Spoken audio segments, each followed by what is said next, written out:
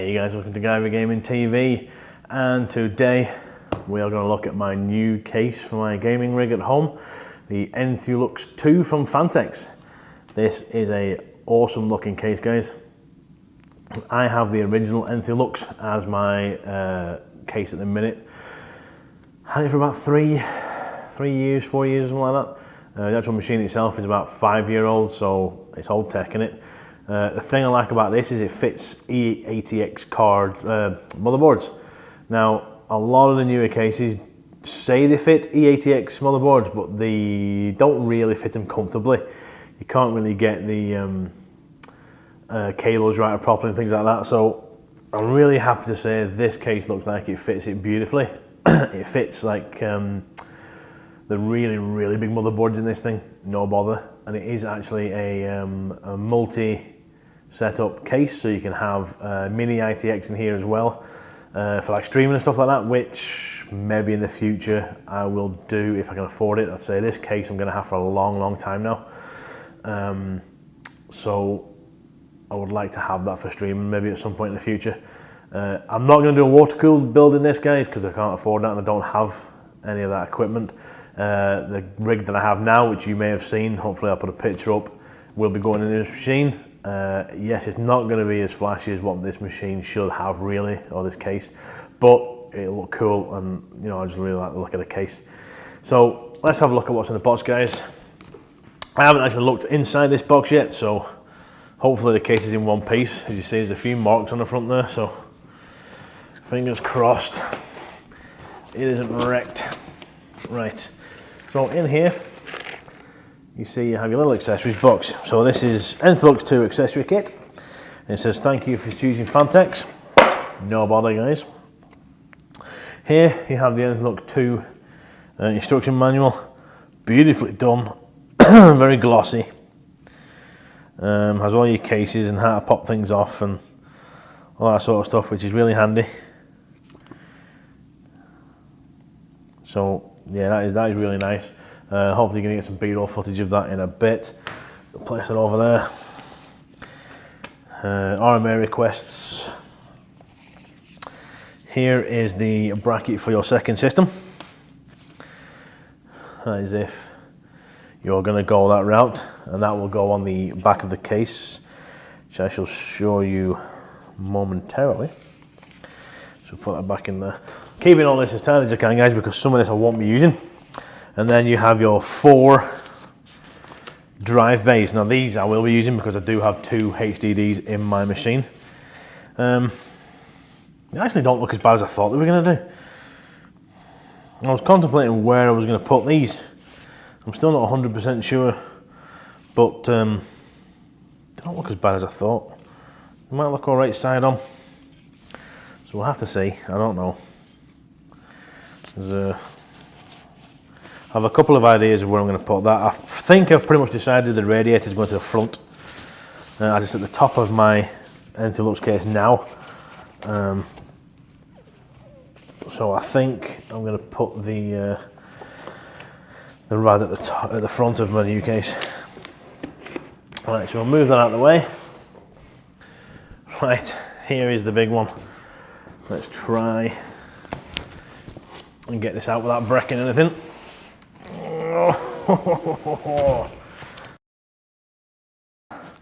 You still have to transport this home yet. Right, so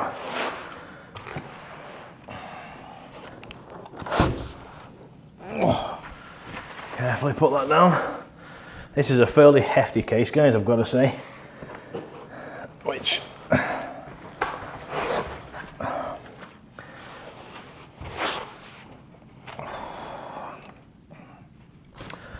I suppose is good. That's what you will want. I'll place it up there with the rest of the kit. Ooh. This is nice looking. Oh, geez, that wasn't secured.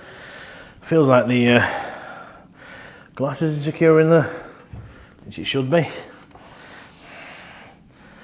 Right, let's try and gently lift all this off.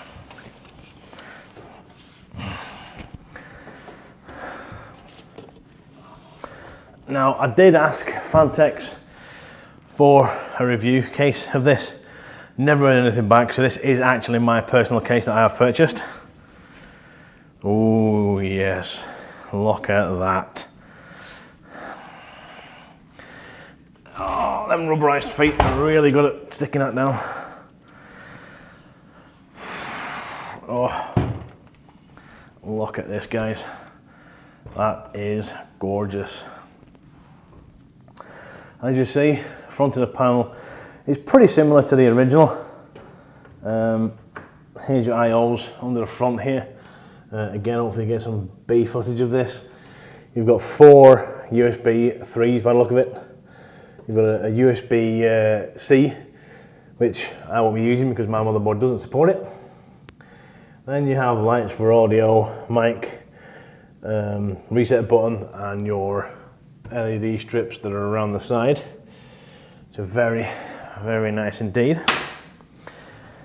The magnetic cover in the back of here is actually dropped as well.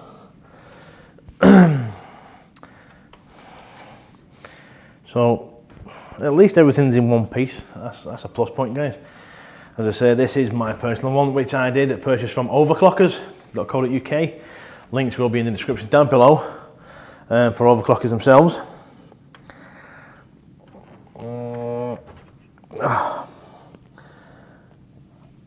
There is a tempered glass open, and the inside of the case looks amazing. Loads of room to build in here, which is really good. Not sure what some of these are. The actual tempered glass, I'll do it carefully, will lift off, and then you don't break it whilst building in it. So interior of the case, guys, is lovely. Hopefully you can see it. If not, there will be close-ups coming.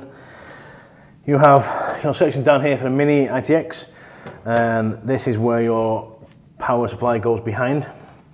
Grommets here, in here. Again, very nice to build in. You have room for a radiator at the front, top, bottom, back here, and a little radiator at the back if you want. There are ports here for vertical graphics cards, which are made in the future, than your normal. There are dust filters bottom, front, and top. I will pop the top off in a bit for you. There is a wee removable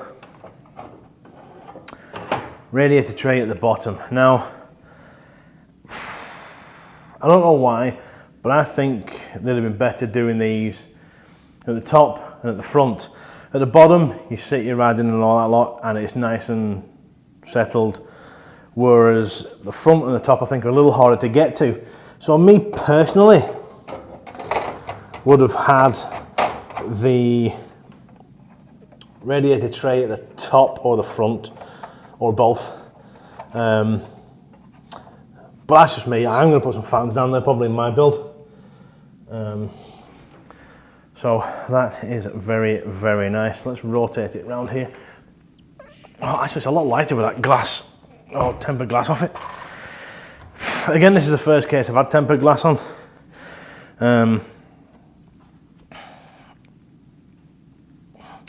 So bear with me on that one.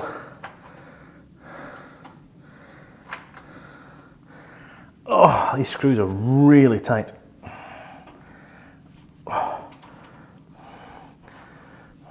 Right. So here we are in the back of the case. As you can see there, the filter is actually magnetic, which again is quite nice. That's a first for me. All my filters have been clipping. There's actually a wee one there for your power supply. Again, really, really nice touch. I shall put that over there.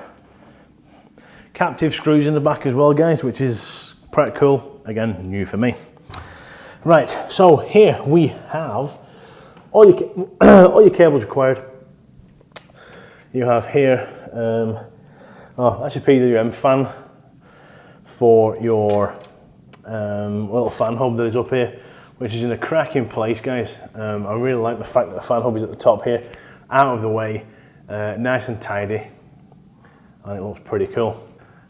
So the rest of your cables and cable management, oh, Jesus. I've got to say, guys, they are in really flipping tightly. Anyways, that'll flip down, and you have all your cables back here for your reset switches, LED power lights, your USB 3s, whatever that one's going to be, HD audio and all that stuff. Motherboard RGB, and I'm hoping you don't have to use that because I don't have motherboard RGB. So I'm hoping the RGB strips in this are going to work off its own power like it used to do. Plenty of ties here for tying the case up, and plenty of cables here for all your LEDs and all that sort of stuff. Again, I'll get a proper look at it later on. This is where the power supply goes, and I hope to God mine fits. Should do, all power supplies are about the same width, so I am hoping that mine will fit in there because mine is a 1300 watt Superflower one. It was more the length I was worried about than the width, but hopefully mine will fit nicely. So yeah, finally got these screws a little loosened. So as you see, that opens up and you have all your other cables back here. 12 volt inputs, DRGB fan, I don't know what fan that's talking about, SATA cables, all that sort of stuff. So I'm going to have to trace all of these and see what they all do. It looks like there's 2 USB 3 hubs in here. Yeah, so I'm not sure how many of them I'm actually going to get working on my PC, but we'll see. I say it's an old Asus Rampage 5, so we'll have to have a look. But there's definitely plenty of room for tying things up and